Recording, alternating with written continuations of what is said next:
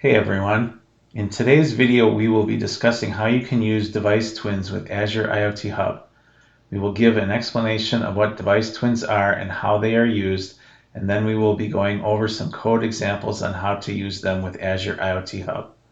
Let's get started. To start, we need to define what a device twin is. A device twin is a document that stores information about IoT devices.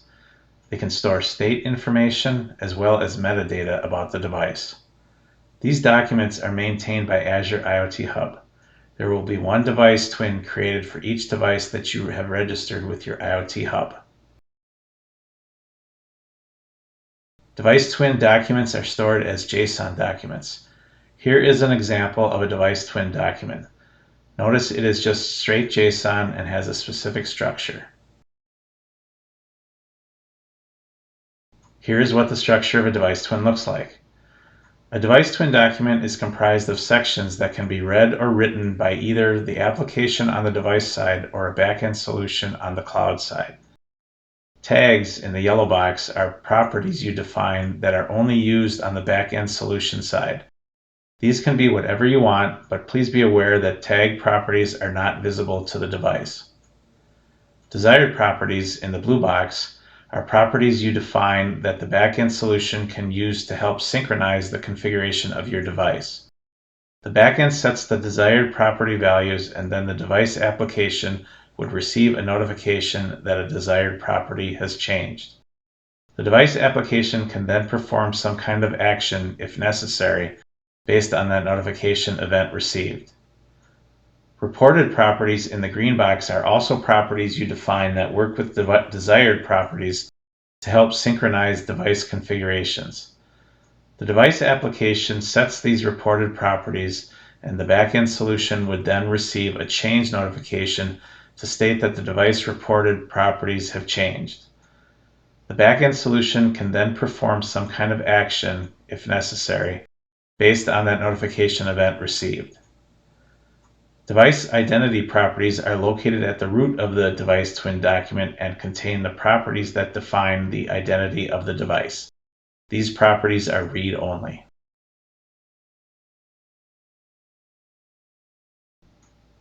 In our example, the first section is the device identity properties. Notice it as a device ID property, which is the name of the device. There are also properties that specify the status, connection state, and last activity time. The next section is the tags section. These can contain whatever information you need. In our example, the tags specify a deployment location. The next section is the properties section. There are two sub-areas here, desired properties and reported properties. Again, you can put whatever information you need in these sections. In our example, there is a telemetry config property which holds a send frequency property. Notice that in desired properties, this send frequency property is specifying to the device what this value should be. The backend solution would be writing this value. And lastly, reported properties is the other section contained under the properties section. Reported properties would be set by the device to report the actual values on the device side up to the backend solution in the cloud. In our example, the send frequency is being reported as 5 minutes and also specifies a status of success. You can also see another reported property of the battery level on the device. Now that we know what device twins are and their structure, how do we use them? Device twins can be used to report current state information about your device or to synchronize configurations for your device from the cloud. In the diagram shown, you can see the backend solution on the right, which can update a desired property value to tell the device that we want to change something about that device. This could be something like updating the frequency of a specific check, like checking a sensor value on the device, or specifying that there is a newer version of the firmware for that device.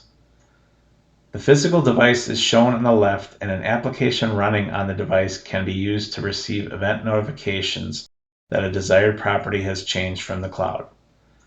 At this point, the device application can apply the configuration change requested and when finished could set values in the reported properties to inform the backend solution of its progress or completion. The backend solution can also query for the device reported properties or can be notified when a change is made to the reported properties of the device. The backend solution could then perform whatever actions are necessary based on the values in the reported properties that it queries. Let's write some code to see Azure Device Twins in action. You will need an instance of Azure IoT Hub provisioned along with a registered device. As you can see, I'm in my Azure portal and I've already provisioned an IoT Hub called Device Twins Hub.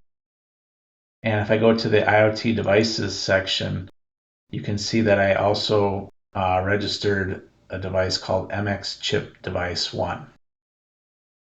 So first off, let's create our application with Visual Studio. So I want to create a console app using the .NET framework, so I'm going to select this, click Next. I'm going to call this Backend Console App and hit the Create button.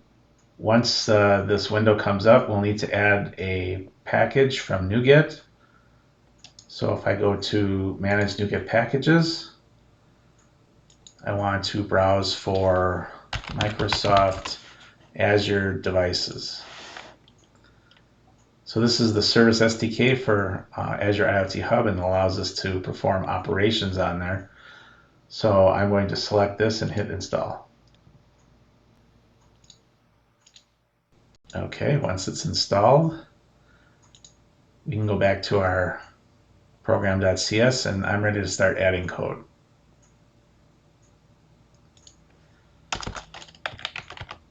Now the first thing I need to do is to add some variables that I'm going to be using throughout the program. The first one here is a instance of Registry Manager. This is going to allow me to call the different methods for the device twins. So I'm just typing in a static here of type Registry Manager, and then I'm just going to add the using statement. And then I also need a connection string for IoT Hub, and I can get that from the portal. I'm going to use the service policy and copy the primary key for the connection string. Now you can use other policies here as long as they have the service connect permission enabled. So let me go back to our application and I'm going to paste that in for the connection string.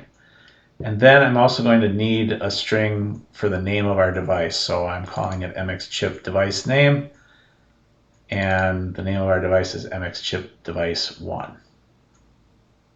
Now that I have these variables, I can start coding up my main method. So the first thing I want to do is I want to create a Boolean, since I'm going to do a do while here.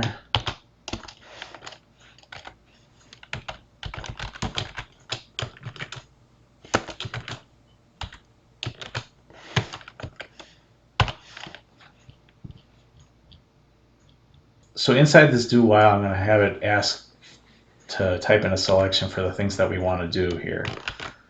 So there are 5 different choices.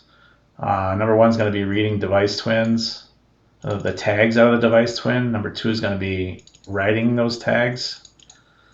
3 and 4 will be reading and writing desired properties from the device twin. And then 5 will be reading the reported properties of the device twin. And then typing anything else will just end the program.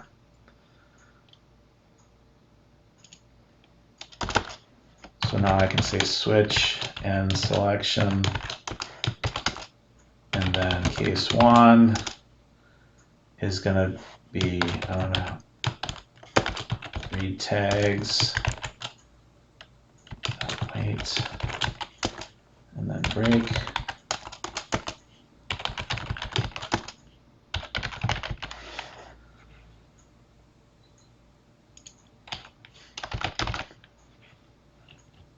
Okay, so I want to create a method called read tags. So I'm going to put that up above the main method. So I want to call public static.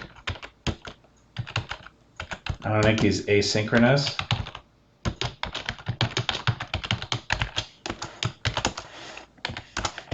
And then I'm going to add the code to do that. So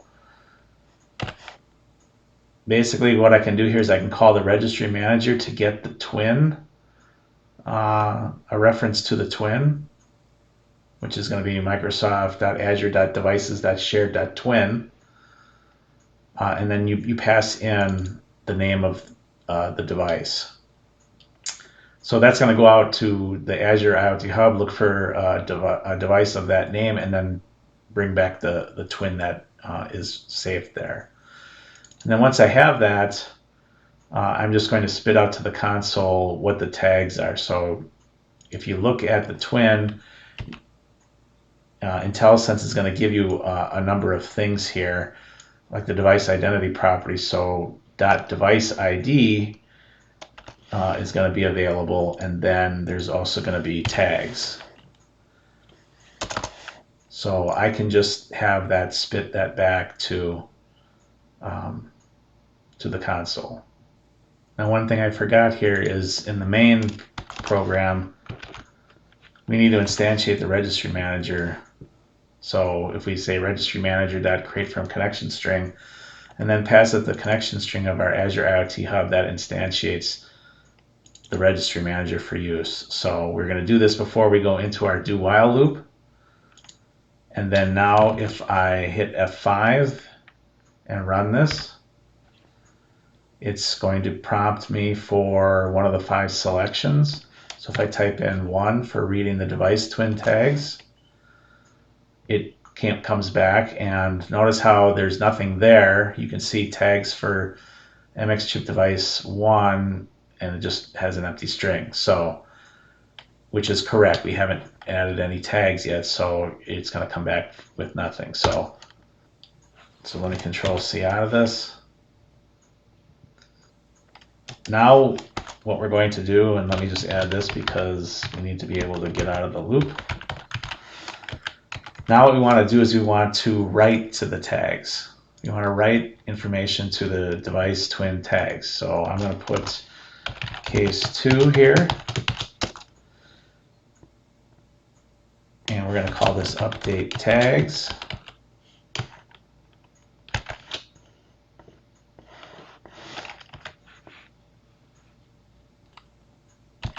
Wait. Now with the update tags, we want to ask for a tag name and a tag value to add.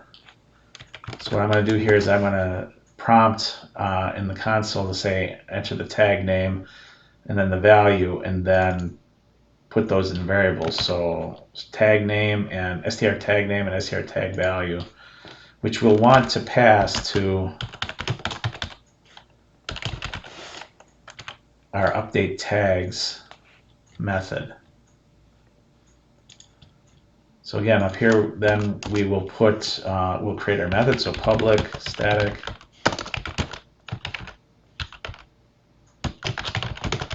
update tags.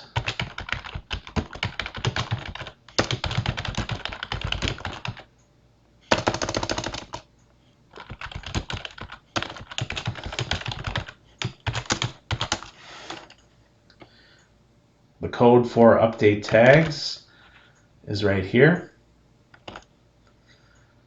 Basically, I'm going to get the twin into a variable.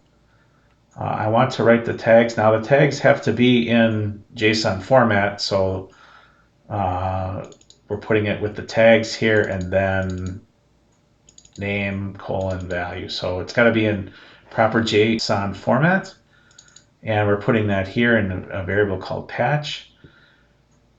And then there's a method called update twin async that will update the twin based on what you tell it. So I'm telling it update the twin for this device ID. I'm passing it in the JSON. And then the twin has an E tag, so that that needs to be passed in as well. But the patch basically is telling it looks at this and says, this is what I want to update. So basically I can update that, and then when I'm done, or when that completes, I'll just get the twin again, putting it back into our twin variable, and then spit it out to the screen. And that should show you the updated tag. Okay, so now we're ready to run it again. So if I hit F5, again, we're going to start out by just typing in 1 here to make sure there's no tags. And then number 2, if I type in number 2, it's going to prompt me for a tag to enter. So for the tag name, I'm going to say test tag 1, and I'm going to put in the value 1, 2, 3, 4, 5. And now you can see it said tags for the device, the MX chip device 1 are this. If I type in 1 again, you can see now here that it does return the tag that we wanted, or that we updated. Now I can go ahead and update this again. So if I type in 2 and type in the same tag name, test tag 1, and go 5, 4, 3, 2, 1, now you can see that it updated the tag to the new value.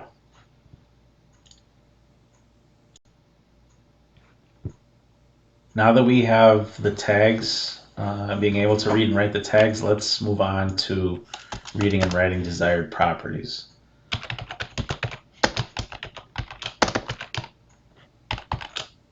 So for reading and writing desired properties, we're just going to add a couple more to the case statements. So 3 is for reading the device twin desired properties. So I want to create, so let's call this read desired properties dot wait.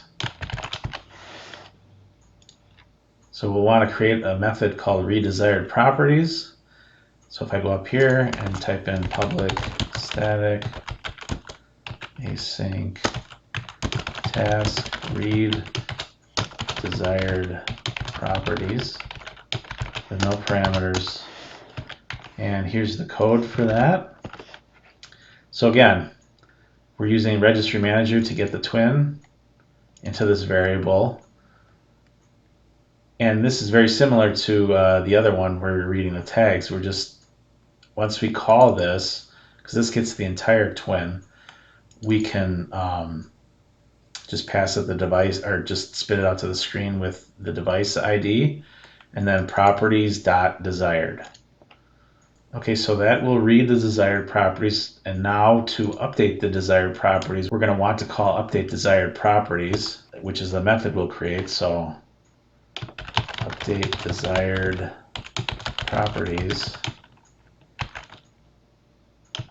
dot wait. And again, we're going to want to prompt for a desired property name and value, so it's very similar to the tags name and value when we prompted for that. So let's just say desired property.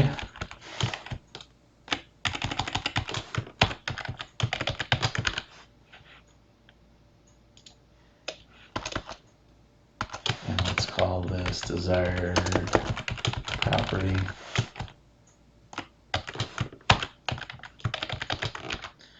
Desired property there. So, and then we'll want to pass these in just like the other one, desired property value. And now we can create a method here, public static update desired properties. We're going to add in desired property name, desired property value as the parameters. And then the code for this method is as follows. So once again, we're going to get the twin. And let's just update this. We do need it in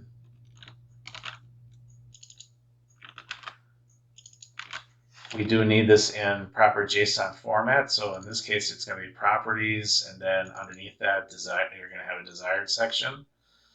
And then again, it's just updating the twin, passing it the device ID, the variable here of your JSON, and the E tag. So once you do that, and then we can get the twin again and then display it out to the screen. So now if I hit F5 again, and it prompts me, now I'm going to type in 3 here for reading the device twin desired properties. And you can see here now that the only desired properties that we have on the device here is the metadata when it was last updated, and then a version number. So if I want to add my own desired properties, I can, let's do that with 4. And let's say test desired property 1. And let's go 4, 5, 6, 7, 8. And then again, if I go 3 again, and you can see here that the test desired property 1 has been added with 4, 5, 6, 7, 8. And then it also puts something in the metadata to keep track of the last updated version and when it was updated again, or when it was last updated. So if I update it again, say test desired property 1, and let's go 99999. Now you can see that it did update the desired property, but in the metadata now it increased the version to 3, and then it changes the last update date time value. And then finally, the last thing that we can do on the cloud side here is read device twin reported properties. So let's do that.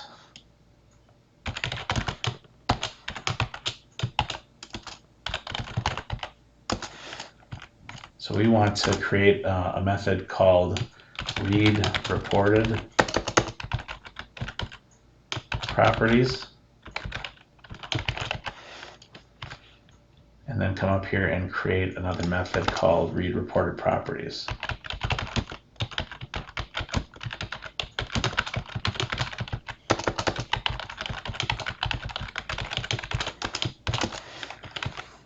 And here's the code for that.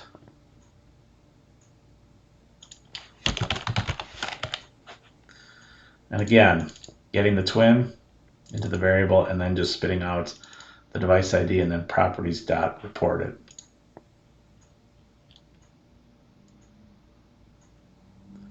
And then we put that week here. Okay, so if we run this now, F5, and select 5,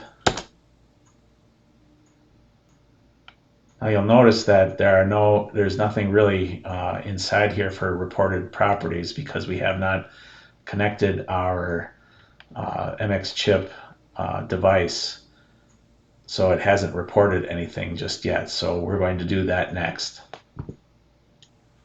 Now for the device side, I'm using the MX chip IoT dev kit device, and I've already set up the workspace and project. So please see my video on following that to get your device connected. And once you have that, let's go through the code here on how to call and get the device twin information.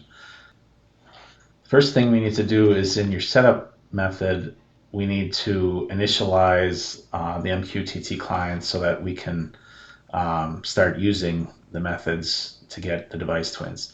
So there's a method here called devkit mqtt client _ init, which we need to call and make sure that that works just fine so that it can connect to your Azure IoT Hub. Now, what's important here is that you'll notice that there's a parameter. There's actually two parameters that it can take. And if you don't pass them in, they default to false. But the first one is whether or not it has a device twin and whether you want device twin support. So you want to set that first flag, or first parameter, to true so that we can get at the device twin information. The second one is for tracing. I'll leave that off for right now, but once we have this init, once this init method is called, the next thing to do then is to set a callback method for the device twin. So this is needed when a desired property is set from the cloud.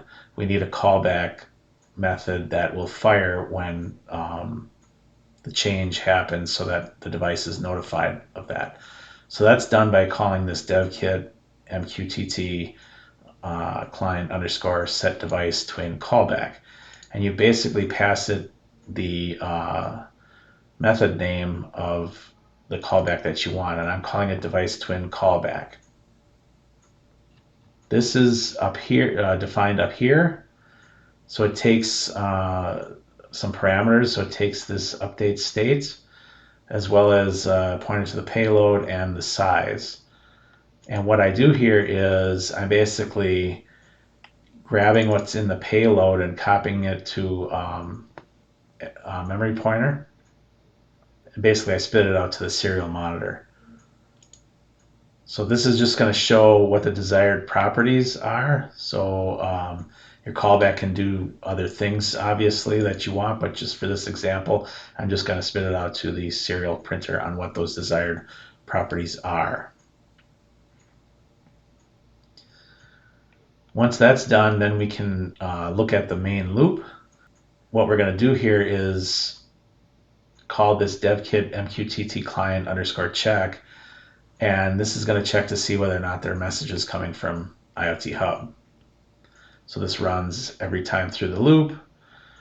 And then basically all this does is if the A button is pressed, I'm going to serialize a JSON object with these reported properties. So I'm just picking these at random because I know that they're we can get these from our Wi-Fi. So I'm basically getting the local IP address and the subnet mask and making reported properties called Wi-Fi.Wi-Fi IP and Wi-Fi.Wi-Fi mask. I'm also putting a random number in here so that every time you press the button, it will change the random number so you can see the change. And then basically what I do is I serialize this to a string, and then I'm going to show that what that state is in the serial monitor. And then I call this method called devkit mqtt client underscore report state. So this is what sends the reported property state to IoT Hub. So I'm passing it in the state variable, just a character pointer string. So it's basically sending that JSON out to IoT Hub. It will get stored in the device twin. Now, once I've uploaded this to the device, I can run this. So let me hit F1 upload code, device code, and this will upload this to the device that I have connected. And then once that's done, let me open the serial monitor here so we can see what's going on.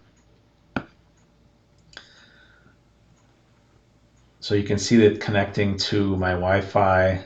And now if I go to my device and press the A button, you can see that it says on the screen that the A button was pressed. And let's go back to our serial monitor.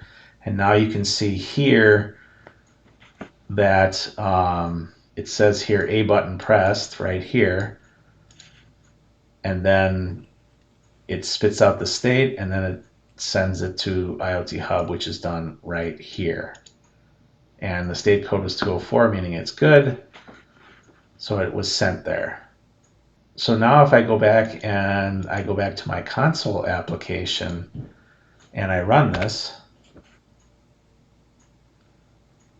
And if I read the device twin reported properties, number 5, now you can see that here it got it, Wi-Fi with Wi-Fi IP and Wi-Fi mask, and these values are good. And then, of course, the metadata, again, is going to have when they were last updated and what their version is. So now, if I want to update the desired properties, which is number 4, let's call this another test 1, and let's just say 91919.